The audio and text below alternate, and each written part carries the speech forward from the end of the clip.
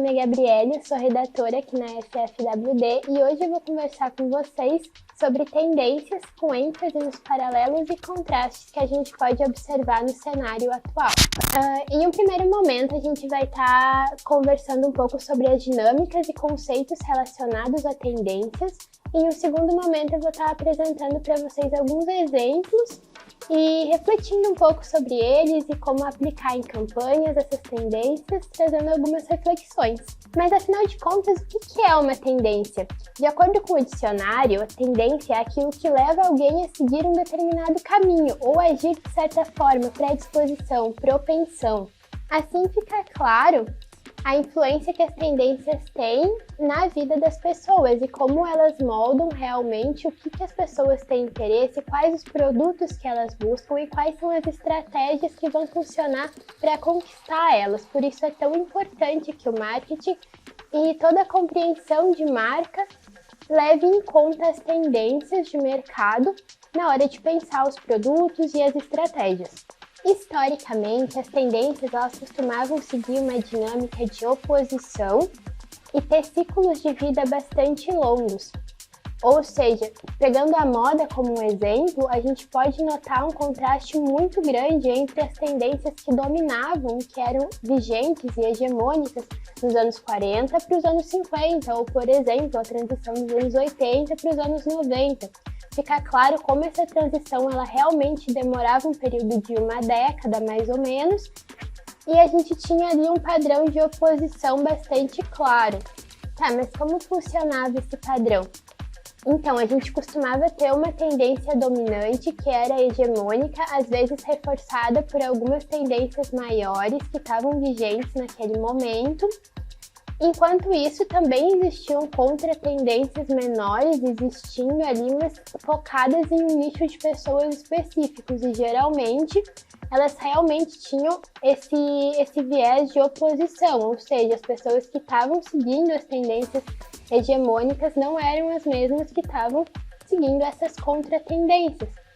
Já no cenário atual, a gente tem uma dinâmica nova de tendências, onde as tendências elas coexistem, elas têm um ciclo de vida mais curto e elas habitam esse mesmo período de tempo, por vezes com a mesma relevância ou uma relevância semelhante. Porém, hoje, em um mundo cada vez mais globalizado, onde a informação, a velocidade da informação é cada vez mais rápida, as dinâmicas elas estão mudando. Então, nesse sentido, a gente nem se refere tanto mais a uma contra-tendência, porque por mais que as tendências elas ainda possam ser contrastantes, elas não têm mais essa necessidade, essa dinâmica de oposição tão forte, onde uma só pode existir superando a outra. Muito pelo contrário, os ciclos de vida das tendências estão cada vez mais curtos e elas estão coexistindo e habitando um mesmo espaço de tempo e muitas vezes conquistando as mesmas pessoas. Se antigamente elas estavam focadas em nichos diferentes, hoje a diversidade de informação faz com que as pessoas tenham interesses cada vez mais diversos e abracem essa contraditoriedade e realmente utilizem, às vezes, tendências que são bastante diferentes, mas que representam essa pessoa em momentos, em situações, ou às vezes ao mesmo tempo. Então, conceituando isso de uma forma mais resumida, a gente tem uma reflexão trazida pelo Svensson, onde ele coloca que antigamente as tendências elas seguiam uma lógica de substituição. Aqui ele traz um exemplo da moda, mas eu acredito que isso acaba abrangendo tendências de comportamento em geral. Antigamente era realmente essa dinâmica de que uma tendência vai substituir a outra. Porém, nos últimos anos a gente está vendo mais claramente uma dinâmica de suplementação, onde todas as tendências são recicláveis e elas não têm esse objetivo, essa necessidade de estar substituindo uma tendência anterior. Basta suplementá-las, caminhar junto com elas.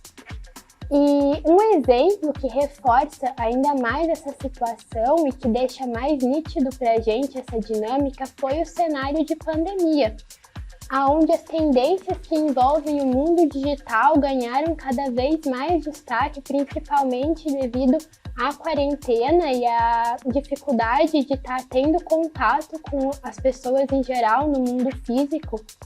Houve uma busca ainda maior por adentrar nesse mundo digital, ao mesmo tempo que essa situação difícil trouxe também uma busca por retornar às origens, por retornar à nostalgia, por retornar às manualidades e ao mundo físico e as coisas que eram tão queridas da gente.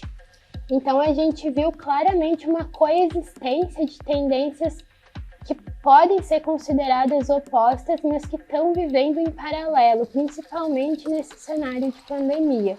Trazendo agora alguns exemplos para a gente refletir. Então, falando um pouquinho sobre a nostalgia e esse olhar para o passado, quando a gente fala de nostalgia, de acordo com o neuromarketing, a gente acessa um lado do cérebro que trabalha com decisões baseadas no emocional, ou seja, é um apelo ainda mais forte para as pessoas, uma forma de conquistar elas ainda mais facilmente.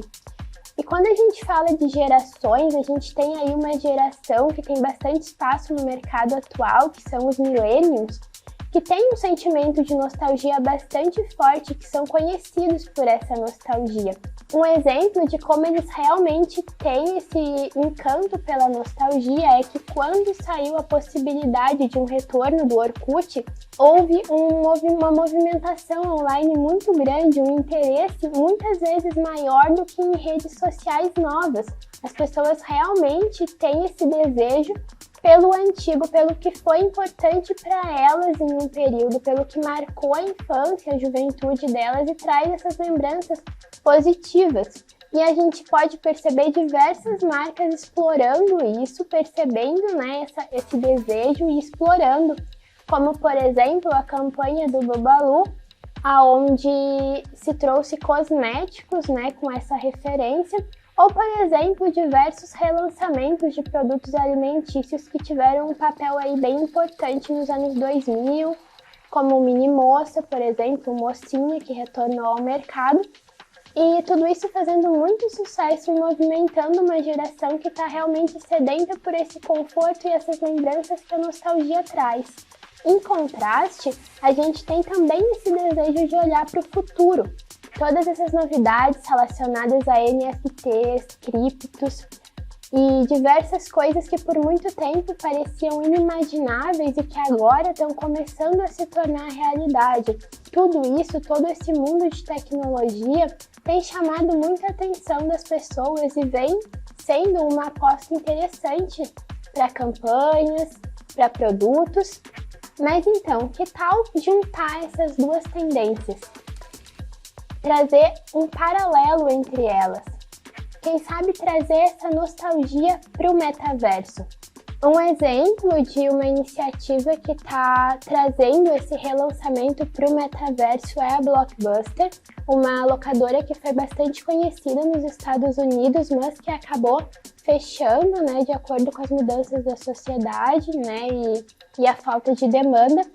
Porém, a gente pode notar uma movimentação que quer trazer ela de volta para o metaverso como um serviço de streaming, né, trazendo todas essas memórias que uma geração inteira tinha em relação a ela para esse cenário hipertecnológico. Um segundo exemplo de tendências que é bem interessante a gente prestar atenção é o Glocal, que junta o conceito de global e local. Para a gente poder entender um pouquinho melhor, é importante a gente refletir sobre a tendência de globalização que está na nossa sociedade e que se intensificou muito no cenário pandêmico, onde as pessoas, elas muitas vezes não tinham essa oportunidade de poder comprar fisicamente devido à quarentena.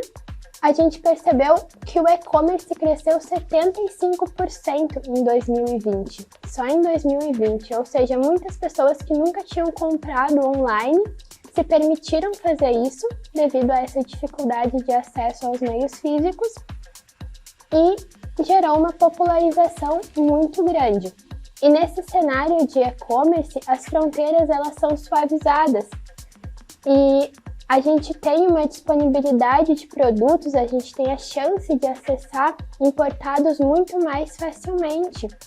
Por isso, a gente também observou um aumento de 51% nas compras de produtos importados, de acordo com uma pesquisa de 2021. Ou seja, a gente pode notar como essa busca pelo e-commerce e pelos importados andou junto. E grandes responsáveis por essa popularização dos produtos importados foram algumas grandes varejistas, como a Shein e a Shopee, que vem ganhando muito destaque no cenário nacional.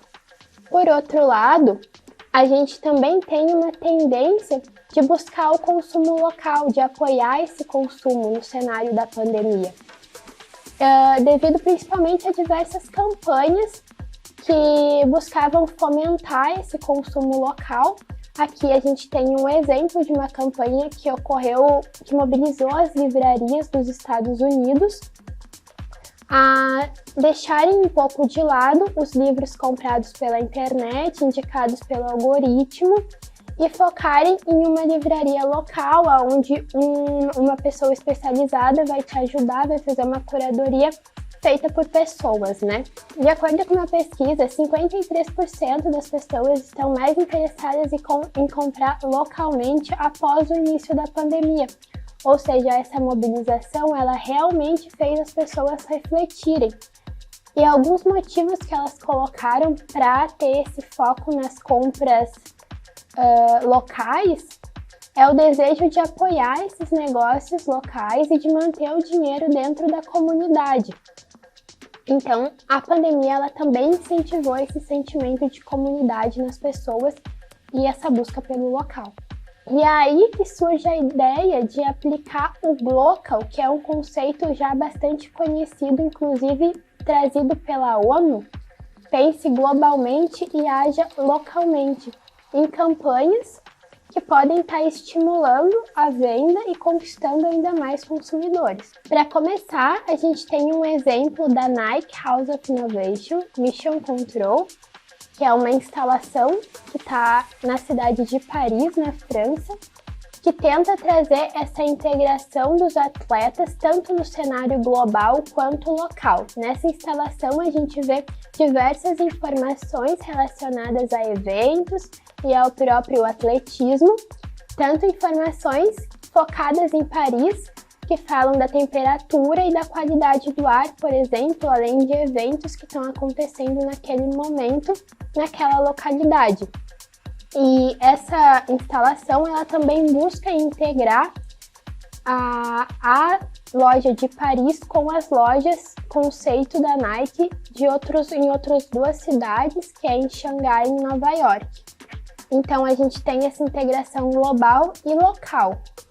Outro exemplo bastante interessante é o Not Just a Cadbury Ad, que é uma propaganda realizada pela marca de chocolates Cadbury, que está atuando na Índia e que realizou essa campanha trazendo não apenas o anúncio da Cadbury, mas também o anúncio de diversos estabelecimentos locais, inclusive levando em conta a geolocalização, né, a inteligência artificial para conseguir atingir as pessoas de diferentes localidades, ou seja, se a pessoa vive em determinado local da Índia, em determinada região, ela vai receber ali no anúncio locais, estabelecimentos que atuam na localidade em que ela vive. Aí a gente tem essa divulgação e esse incentivo aos negócios locais, mas também ao produto da Cadbury, que é um produto global. Por fim, a gente tem um terceiro contraste que é importante observar, que é a questão do virtual e artesanal. Como a gente já falou, o cenário da pandemia ele incentivou essa busca pelo mundo digital, esse olhar para o futuro e sem barreiras. E é aí que surge a necessidade de trazer produtos virtuais, a gente pode observar a moda fazendo a frente nesse setor e trazendo, por exemplo, produtos de moda para o mundo dos games. A Louis Vuitton trouxe uma coleção criada especificamente para o League of Legends. Enquanto isso, a Gucci criou peças que só existem como filtros. E um outro exemplo interessante é que ocorreu recentemente o primeiro desfile de moda no metaverso. Então a gente pode observar que peças de roupa que só existem no mundo virtual vêm ganhando muito destaque e conquistando as pessoas. Em paralelo, a gente pode observar também as tendências relacionadas ao artesanal ganhando muita força. Por exemplo, o craftcore, ele fala dessa urgência de se reconectar com o mundo físico, né? De buscar peças artesanais feitas manualmente, essa estética caseira, aconchegante, e também a busca por atividades e experiências que focam no mundo físico, nas manualidades e que realmente trazem esse conforto para cada um. Além disso, o artesanal ele também traz um paralelo muito interessante com essa tecnologia que vem ganhando destaque, que é o NFT. Porque quando a gente fala de NFT, a gente fala de artigos únicos, né? Dessa posse de uma coisa única que pertence a uma pessoa. Quando a gente fala de produtos artesanais, também é sobre produtos únicos feitos manualmente e que não vai ter nada igual. Então, acho que esse também é um paralelo que a gente pode perceber nos produtos tanto virtuais quanto nos produtos artesanais. Mas, para além disso, como que a gente pode trazer esse conceito para uma campanha? Uma ideia é ultrapassar essas duas dimensões do físico e do digital, mas abranger também uma experiência, trazendo uma campanha, um produto que aposta realmente nas três dimensões. E aí a gente tem um exemplo que é a coleção Collezione Genesi da Dolce & Gabbana, que é uma coleção que foi lançada como NFT, um produto único, feito digitalmente, mas que também tinha o produto físico feito manualmente com todo o conceito de alta costura e dessa produção manual. E além disso, quando você compra um produto dessa coleção, que você vai estar recebendo o NFT, a peça e também uma experiência que, neste caso, era participação em um evento de moda exclusivo. Então, essa aposta de juntar tanto o digital quanto o físico, trazendo também essa dimensão da experiência, é muito interessante. Mas então, o que a gente pode tirar disso tudo, desses exemplos, desses conceitos, dessas reflexões? Primeiro, eu acredito que é importante a gente entender que é tudo sobre encontrar um equilíbrio. Como a gente falou, as tendências elas não precisam mais brigar, a gente pode trazer elas trabalhando em paralelo para realmente conquistar as pessoas e conseguir trazer um impacto ainda mais positivo para todo mundo. Isso nos leva a refletir sobre alguns insights bastante importantes. Por exemplo, nesse cenário de pandemia, ainda que a gente tenha buscado muito o contato com o digital, a gente também buscou muito o contato com o que a gente já conhece e é confortável para a gente. Então, vale a pena investir nesse paralelo, trazendo as duas coisas juntas, né? Trazendo esse conforto nesse novo mundo que a gente está descobrindo, né? Estamos descobrindo o universo digital, por que não trazer um pouco do conforto do que a gente já está familiarizado e já traz lembranças positivas para esse novo universo.